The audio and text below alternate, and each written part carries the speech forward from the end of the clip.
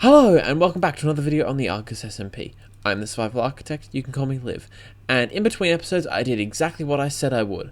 I dug out all the trenches. Now I'm gonna show you that in a little bit, because right now I am standing above Melon's gold farm. I'm actually in the middle of recording this episode. I need a lot of gold for something which I'll explain later, but I was stupid and forgot to record audio voice audio for the original intro, so that was really smart. So I'm recording this in the middle of the episode, but we have already dug out all of the trenches, or at least we've dug out 3 of them in chronological order. Already dug out 3 of them, built the TNT duper for the last one, and essentially I'm just waiting for that to be finished. So what we're going to do now is jump back into our regularly scheduled pre-recorded stuff, where I can show you what I did in between episodes and show you the finished product of all the trenches. So let's jump into that now. So while my camera account continues to dig out the massive trench over there, the last one, I'm going to show you what I've been doing with this account in the meantime. I've been over here at Melons Base, so as you can see we're here. He did an awful lot of work. He got stuck in isolation because he got what is essentially the plague, got stuck in isolation and built a whole lot of stuff, both in his base and elsewhere, which I showed off in a previous video. Part of that was this villager setup. Now these villagers along here, they all are clerics, and clerics sell 2 redstone for 1 emerald. They also buy 3 gold for 1 emerald, which means that every 3 stacks of gold blocks turns into 2 stacks of redstone blocks. So that's what I've been doing for a while. I've produced a fair few redstone blocks. I've produced a fair few pistons as well. About 3 stacks of redstone blocks went into each of these pistons, or into all those pistons. So, you know, I produced a fair few redstone blocks and obviously some of these pistons. Now the pistons, the cobblestone comes from his cobblestone generator down there, the iron came from that iron farm, the wood came from his tree farm, and obviously the redstone came from here. The question is, how have I got all these emeralds? Well, you might see from my inventory that I've got an awful lot of gold, and if you look in this shulker box, I have even more gold. It's a lot of gold, is it? Nah, there's none in here. There's an awful lot of gold. So, essentially, he built a gold farm, which I'll show you in a little bit. But he built a gold farm, and I then AFK'd there for a very, very long time. Collected a whole bunch of gold. There's more gold than this sitting over at the starter base. Awful lot of gold. And essentially, all that gold is going to get turned into redstone blocks so that we can continue to do stuff like this. It's kind of abusey of the system. It's kind of rude, but you know, we're going to keep doing it. So, this is what I've been doing with my spare time. What I'm going to do now is pop over to the gold farm and show that off to you, and then we're going to continue this and finish the last trench over at the base. So, I'll pop over to the gold farm now. I am now on the roof of the nether, as you can see, and there's this massive trail of lanterns leading over to this thing. This is a gnembon design gold farm that Melon then put together while he was in isolation. As you can see, this essentially involves piglins? I don't know what they're called anymore. Walking towards these turtle eggs that are sitting in here. Now, this wasn't designed by Melon. It's a gnembon design. Full credit goes to him. If I remember to, I'll leave the link down in the description. Down here is just a really rudimentary storage system for all the gold, and as you can see, there's a little bit sitting in here now, but I've recently cleared it out for all those gold blocks that you saw. Essentially, these chests fill up in about 3 hours, so I sit here for 3 hours, they fill up, and then I get to use all the gold. So I just go up here to this little AFK hut, which is actually quite pretty, all things considered. Like, the only thing is it needs to connect it to the ground or to something up here, but anyway, this is the AFK hut. You dump your stuff in here. There's also an ender chest in case you need anything, and then you sit here for a few hours and you watch all the piglins fall into a hole and die. It produces an awful lot of gold. Obviously, it's not with, there's no looting attached to it because they just die from fall damage, but it is easily AFKable, and it only takes about 3 hours to fill up. All the rotten flesh is burnt because we really don't need any more of that. So, that's how I got all the gold for the villagers. And that's essentially what I've been doing with all the spare time with the my camera account, just sitting in the minecarts going back and forth and back and forth and back and forth, removing the entire world. So, that's where I've been getting all the redstone blocks. We need those for the flying machines. So, if I just pop back through into the overworld, I've shown you all that stuff already, but we need them for a set of flying machines that are designed to remove the world. So what we're going to do now is pop into a creative testing world to show off the design I'll be using. It's not my design, it's an ilmango design, but to show that off and kind of get you guys around what we are collecting all these resources for.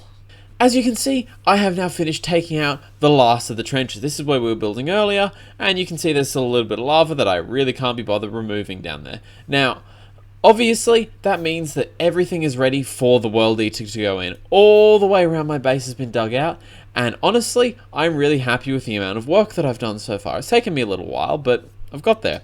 Now, the other thing is, digging out these trenches obviously means I'm down in the deep slate level. I get an awful lot of diamonds from this. I currently have over a stack of diamond blocks just from following these machines around and digging up the diamonds that it exposes. Really, really easy way to get them, although it does take a bit of time and patience. All in all, it's been pretty productive so far. So, what we're going to do now is continue collecting resources for the World Eater. I know I said I'd pop into a creative world to show off the design I'd be using, but it's late and I'm kind of tired. So I'm going to record that little bit tomorrow, and that'll be the next clip you see. But, as you can see from me just flying around here, it's been fully dug out and we are ready for the World Eaters. Just got to get all the materials together. So I'm going to spend a little while trading some stuff up. You'll probably get a time lapse of that, just a really short one. And then I will be back to show you the final design of the World Eater that I'll be using. As you can see, I'm currently in a creative world. Now this is a world generated all the way back in 1.13.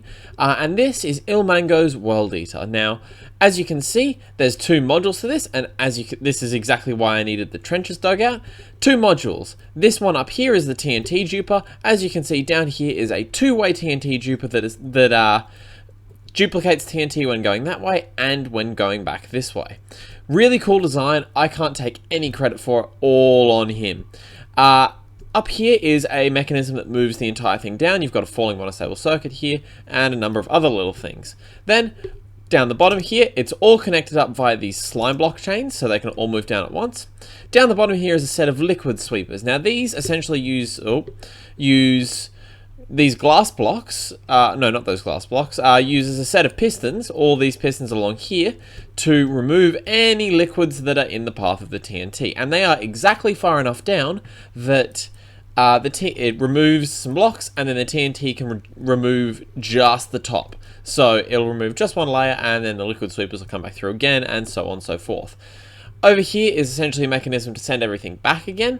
And this is just a repeating thing, and it also moves down with the World Eater. This is why I needed the trenches dug out, because that allows the World Eater to slide into the ground as you start to destroy the world.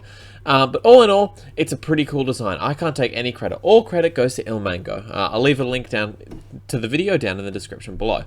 So, what we have to do now is take this whole thing, put it in a creative testing world, like a super flat world, and then duplicate it for 400 blocks. It's a pretty big one. It's a big boy.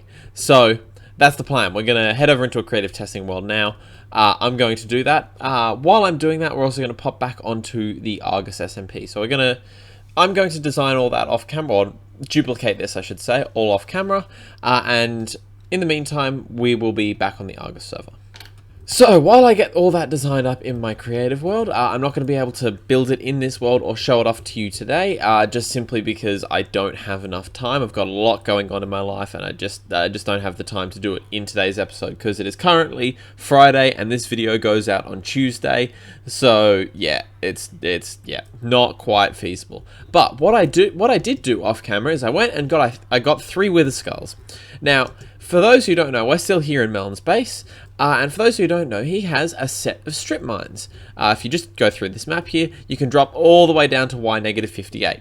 So, that's what I'm going to do. I'm going to get some soul sand, drop down to Y-58, and use the wither to do some mining. What I will also do is use some iron golems to then, once it reaches a certain point, kill the wither. So, I'm going to get all that set up now, and check in with you once it has been.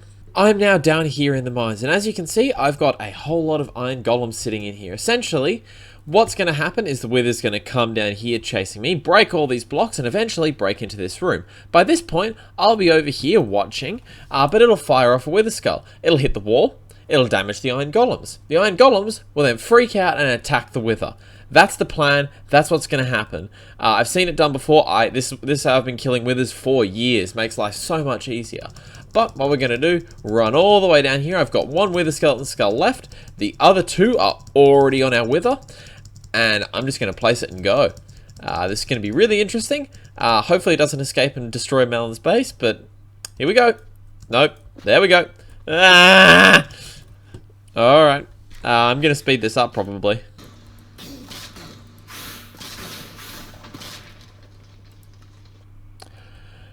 Great. I've got a funny feeling I'm going to have to get all my stuff back again. Okay, so I am once again recording something in post-production because I'm stupid and I didn't record audio. But in essence, what happened was I died and lost all my stuff, as you can see from the hotbar in this clip here. So, I lost all my stuff because I was stupid and forgot to build the wither 1 block below the tunnel level. So it ended up not looking straight down the tunnel, and then it also found a cave, and like it blew up and opened up a cave, and then flew off into the cave and started killing mobs up there. So then when I went in, it spotted me and just shot me with the wither skull. Yeah, not great. But in the end, what I ended up managing to do is digging out the floor a little bit with some TNT and then luring it right down to the bottom so that I could then lure it into the tunnel, which you can see on the screen now. Eventually, it managed to reach the iron golems by breaking all the blocks, and once it did reach the iron golems, it ended up dying. So I ended up getting the nether star from it. That's pretty much all.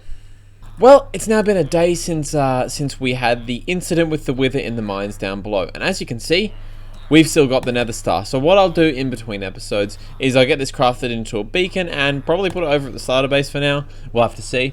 But yeah, we got the nether star. What you can also see is that I've replaced all my stuff. That was 3 painful hours in which Melon was being annoying, and yeah, he was just being stupid and almost killed me another 2 times. So yeah, thanks a lot, man. But really, that's all I've got time for in today's video. I've spent a lot of the past week just trading with these villagers, getting all the resources together. I have a whole bunch of shulker boxes full of slime blocks here. I've got my camera account AFK over at the slime farm, so we can get some more slime. And I've also got a shulker box full of sticky pistons and a shulker box full of redstone blocks. Hopefully that'll be enough.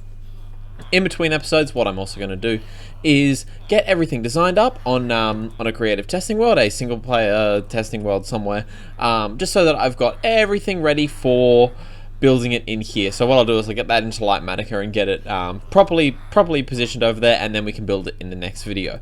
I'll also have all the resources collected in between now and then, because it's going to be a little while between now and the next Argus video. So that's all I've really got time for today. Thank you so much for watching this video. I've had a blast putting it together. We may have had a few mishaps, but we've got a lot of progress done, especially over at the base with all those trenches. The trenches are dug.